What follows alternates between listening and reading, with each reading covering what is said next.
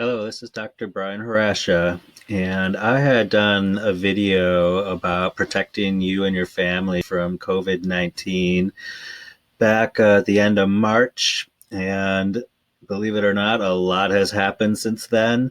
I do want to re-share this video, but I'm going to do it slightly different. I'm going to do probably about 5 or 6 Facebook Lives to just present the information in short little bursts instead of having to watch a 30-minute webinar.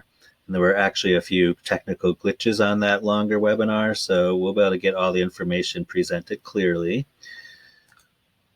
I do have to start with a disclaimer. I am a healthcare professional with many years of experience in nutrition and functional medicine, and I do not work for any for-profit companies. SARS-CoV-2 is the name of the virus that causes COVID-19, and it is a new virus, so there is not a ton of research, so it's hard to make very strong claims. However, there are a lot of other SARS and coronaviruses with plenty of research, so a lot of that will carry over to SARS-CoV-2. And this information does not claim to treat or prevent COVID-19 and should never take the place of standard medical care. It is only meant to help build up resiliency and reduce the severity of its effects. And for now, we can't control the virus since it is so new, but we can control the host. And that last stat is actually the theme of this whole talk, is that COVID-19 is not as serious as it's made out to be because the virus itself is not terribly strong. However, if you do have underlying health conditions, the virus seems to take advantage of the vulnerable in our population. So the best thing you can do right now, since there is no treatment or vaccine, is to make yourself as healthy as possible.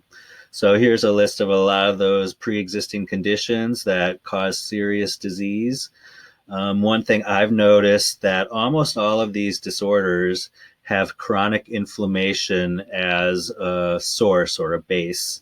And what's interesting is when we have chronic inflammation, our body tries to mitigate that using a receptor called ACE2.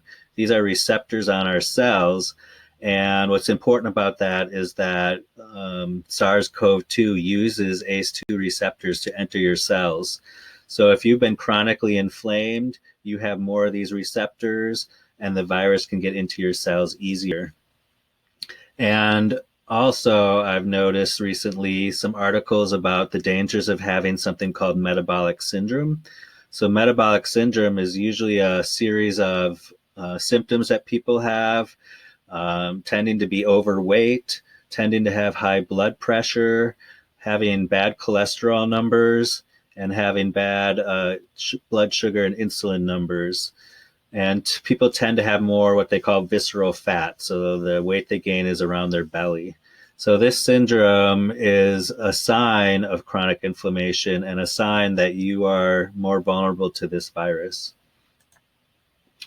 Here's some older statistics. I'm sure they've been updated by now.